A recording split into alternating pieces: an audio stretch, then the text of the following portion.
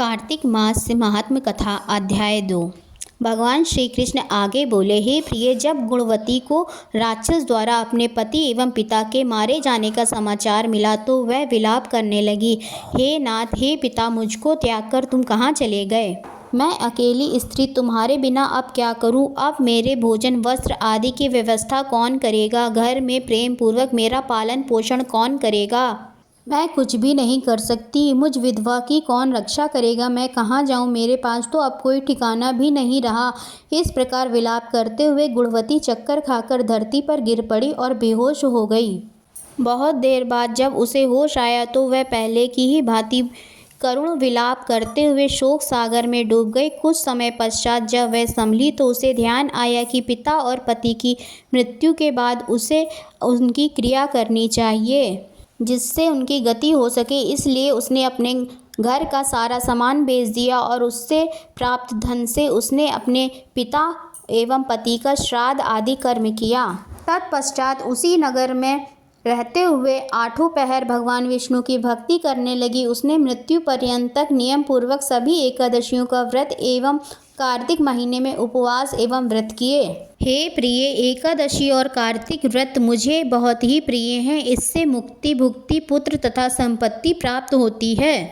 कार्तिक मास में जब तुला राशि पर सूर्य आता है तब ब्रह्म मुहूर्त में उठकर स्नान करने व व्रत व उपासना करने वाले मनुष्य मुझे बहुत प्रिय हैं, क्योंकि यदि उन्होंने पाप भी किए हो तो भी स्नान व व्रत के प्रभाव से उन्हें मोक्ष प्राप्त हो जाता है। कार्तिक में स्नान, जागरण, दीपदान तथा तुलसी के पौधे की रक्षा करने वाले मनुष्य साक्षात विष्णु के समान हैं। कार्तिक मास में मंदिर में झाड़ू लगाने वाले, स्वास्तिक बनाने वाले तथा भगवान विष्णु की पूजा करने वाले मनुष्य जन्म मरण के चक्कर से छुटकारा पा जाते हैं। यह सुनकर गुणवती भी प्रतिवर्ष श्रद्धापूर्वक कार्तिक का व्रत और भगवान विष्णु की पूजा करने लगी।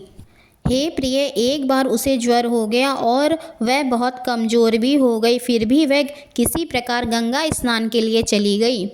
गंगा तक तो वह पहुंच गई, परंतु शीत के कारण वह बहुत बुरी तरीके से कांप रही थी। इस कारण वह शिथिल हो गई। तब मेरे दूत उसे मेरे धाम में ले आए। तत्पश्चात ब्रह्मा आदि देवताओं की प्रार्थना पर जब मैंने कृष्ण का अवतार लिया तो मेरे गण भी मेरे साथ इस पृथ्वी पर आए, जो इस समय यादव हैं। तुम्हारे पिता पूर्व जन्म में देवशर्मा थे, जो इस समय सत्राजित हैं। पूर्व जन्म में चंद्र शर्मा, जो तुम्हारा पति था, वह डाकू है। और हे देवी, तू ही वह गुणवती है। कार्तिक व्रत के प्रभाव के कारण ही तू मेरी अर्धांगिनी हुई है। पूर्व जन्म में तुमने मेरे मंदिर के द्वार पर तुलसी का पौधा लगाया था।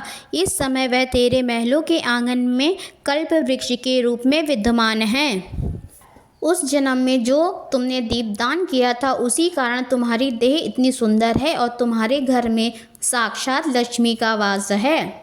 चूँकि तुमने पूर्व जन्म में अपने सभी व्रतों का फल पति स्वरूप विष्णु को अर्पित किया था, उसी के प्रभाव से इस जन्म में तुम मेरी प्रिय पत्नी हुई हो।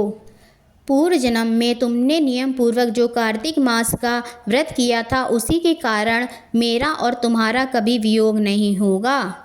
इस प्रकार कार्तिक मास में व्रत आदि करने वाले मनुष्य मुझे तुम्हारे समान प्रिय हैं। दूसरे जप, तप, यज्ञ, दान आदि करने से प्राप्त फल कार्तिक मास में किए गए व्रत के फल से बहुत थोड़ा होता है, अर्थात कार्तिक मास के व्रतों का 16वां भाग भी नहीं होता है। इस प्रकार सत्यभामा भगवान श्री कृष्ण के मुख से अपने पूर्वजन्म की पुण्य का प्रभाव सुनकर बहुत प्रसन्न हुई।